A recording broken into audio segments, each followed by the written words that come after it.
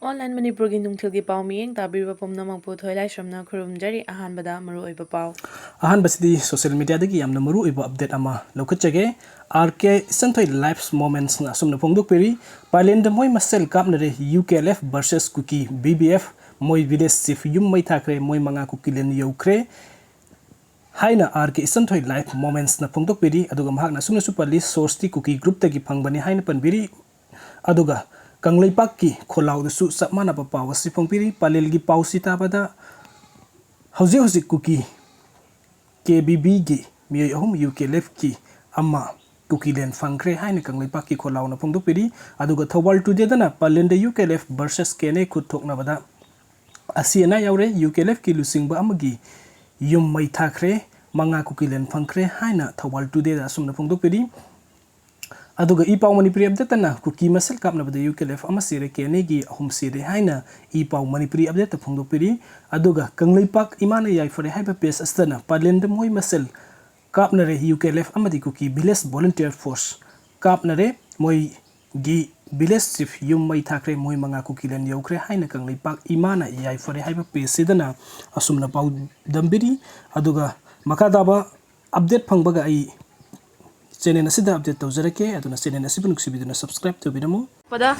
afaspa thamjin mana India bu nungsidaba hengar hale leisio kaising agency kharana tampakta su afaspa amu hanna thamjilo haibagi akanba pressure lei chief minister pistok ki namada thokliba thodoksing asina miyam pothafong khangdre pistok tawgadaba taksilakle biren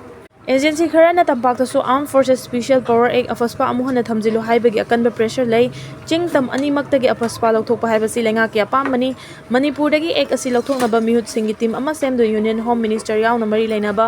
authority singda approach tawba changi haina chief minister nongthomam birena phongdokre tarani thoi suba manipur legislative assembly gi taruk suba session gi ngasi pangtokkiba mifam gi calling attention gi matamda fungyar kendra gi MLA leishu kaisingna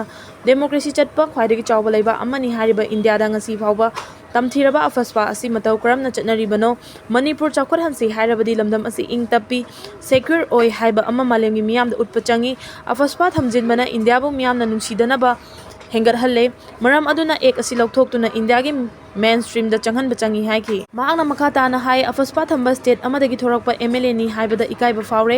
matam ga chuna daba ek asi mapung phana lokthok pachangi mi bukiyan khanganduna fu chairaga problem solve tawgada banate peaceful oiba dialogue khaktana solution purakpa matamni maram asina manipur gi tampaki mafam khara dagi afaspa lokthok khibagum chingi mafam singdagi su lokthok piu haiba wafam house ta pukhalaki MLA asina pukhalaki ba wafam sing adugi pakhum pira duna chief minister and birena phongdok khibada afaspa gi mayok ta manipur miyam na matam sangna dagi left to na lakli ningthau palama lamdam asida matau karamna tamthiraba ek asi thamlamlibano matam adugi center gi luchingba singna manipur miyam da yenglamliba mieng asi yaningde manipur bu India na chap chaba ikai khumnaba piduna leibak asida tilhal lamlabadi ngasi phawba charangnaba leiriba sing asi leiramloi ching khaktana tana tampak ta su ek asi gi chaitheng phamduna miyam ihau kaya hauduna lakhibani ek asi mang mioi bana panba yabe ek natte haiki mahakna makha taraduna Prime Minister Narendra Modi gi lengak lakpadagi handakta colonial matamda chatnaramba criminal law ahumbu hena humanitarian oiba dignity amadi justice ta yumpham oiduna nauna semdokli state asida ek amadi thamdaba yade hairagana afaspa gi mahuta nauna semdokli law ahum asidagi chanagadaba humanitarian oiba law ama thambiu haina center da approach tawsi leba asigi awang nong post singi miyam gi belu asi lumna lawda bagum tamthiraba ek asi thamjilamba asimak pende apaspa thamlaga law and order hekta fagada banate haiki loinana thokliba irang asina oiragliba fibam asida state asigi tampaki mafam singda apaspa amu hanna thamjinaba central agency kharana center da akanba pressure pirakpa lai pisto ki namada mafam khudingmakta thokliba thodoksinga si ka hemale masina miyam